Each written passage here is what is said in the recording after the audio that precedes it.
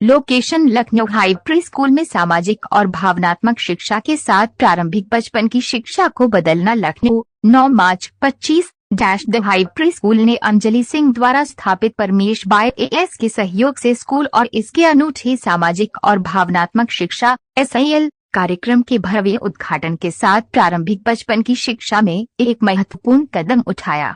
इस कार्यक्रम में मुख्य अतिथि राजीव मिश्रा, एक प्रतिष्ठित भाजपा सदस्य, ने भाग लिया, जिन्होंने इस पहल के लिए अपना समर्थन और आशीर्वाद दिया। उनकी उपस्थिति ने युवा दिमाग को आकार देने में समग्र शिक्षा के महत्व को रेखांकित किया।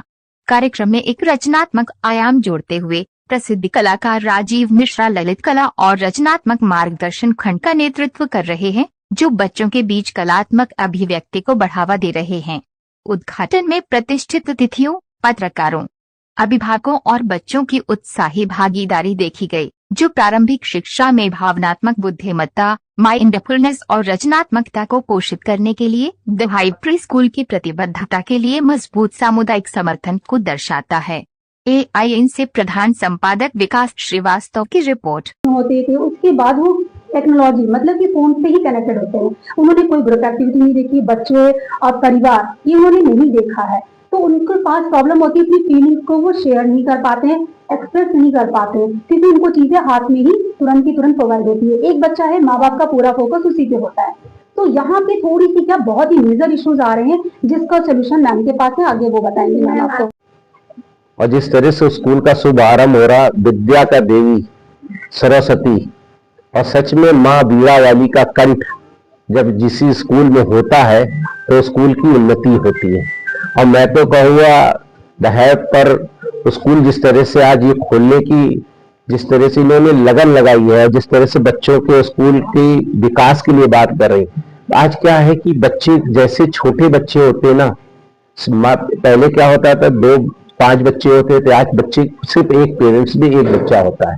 तो क्या करते, दोनों हस्बैंड वाइफ जॉब में रहते हैं, तो उनको बच्चों को कौन देखेगा, तो वो लाके प्ले स्कूल में छोड़ देते हैं और शाम तक बच्चे खेलते हैं। जो प्ले स्कूल होता है वो एक माँ होती है, उस माँ को बच्चे जब सौंपती है दूसरी माँ, तो वो जानती है कि यहाँ पे कुछ ना कुछ सिखा के भेजेंगे। उस तरह का आज ये स्कूल टेक्निकॉलॉजी बहुत अच्छा, जिस तरह से मैं अभी देख रहा था 5 आर्ट की जिस तरह से बात कर रही है, जिस तरह से बच्चों को पढ़ाने का प्रयास करेंगी, जिस तरह से छोटे बच्चों को सिखाएंगी कि बॉल कितनी है, इसमें बॉल डालो तो कितनी 5 बॉल है, ऐसे कई खिलौने हैं, किस तरह से डिजाइन बनेगी, स्ट्रेचर बनेगा। छोटे छोटे बच्चों को कंसेप्ट देने का काम अगर कोई करेगा तो ये स्कूल करेगा।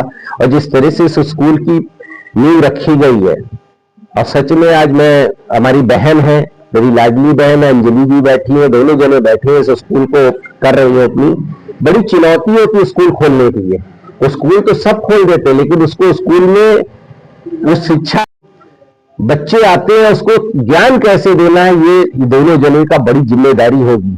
और वहां से जब बच्चे आएंगे यहाँ पे, और जिस तरह से मैं देखा, अभी पूरे स्कूल को घूमा, और जिस तरह से स्कूल की मैंने वातावरण देखा, पढ़ाई का योगदान देखा, पुस्तकालय देखा, अच्छी अच्छी किताबें भी रखी हैं, वो पढ़ाएंगी। और छोटे छोटे बच्चों को जो सिखाना है, जिस तरह से साउंड भी रखा है, उनको म्यूजिक द्वारा माध्यम से भी पढ़ाई जाएगी। तो ये पहला स्कूल मुझे लखनऊ का लग रहा है कि ये बहुत अच्छा स्कूल है। मैं दोनों को बहुत ज्यादा बधाई देना चाहता हूँ, अभिनंदन करना चाहता हूँ।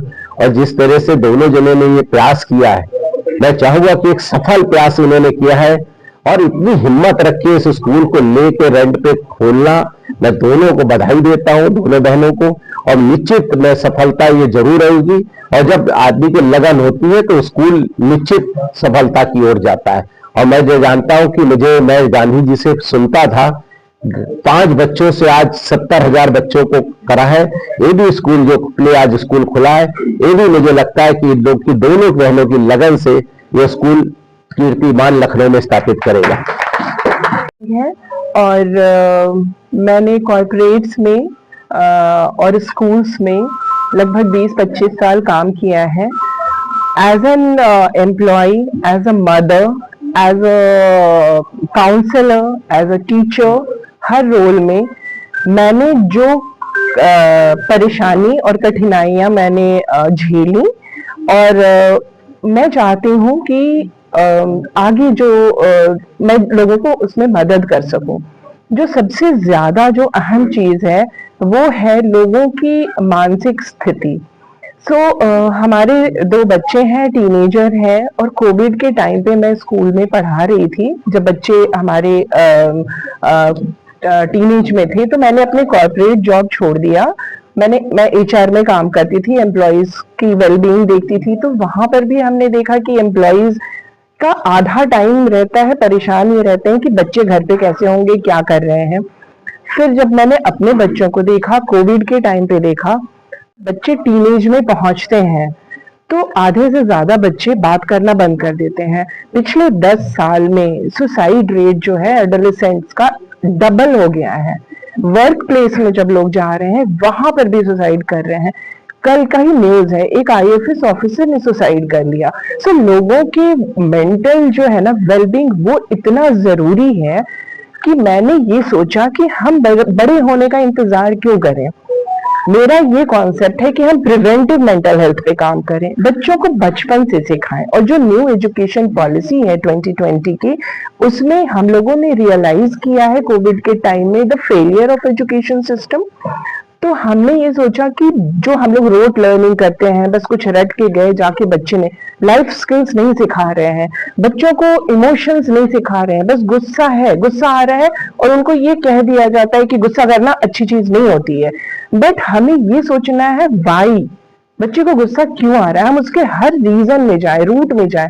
तो यहाँ पे द हाइव प्री स्कूल में हम लोगों ने ये शुरुआत करी है कि हम बच्चों को बचपन से सिर्फ कॉग्निटिव वेलबींग ना करें, सिर्फ उनको किताबी शिक्षा ना दें, उनके holistic development, physical development decides उनके कॉग्निटिव डेवलपमेंट, हम लोग उनके सोशल एंड इमोशनल लर्निंग पे ध्यान दें।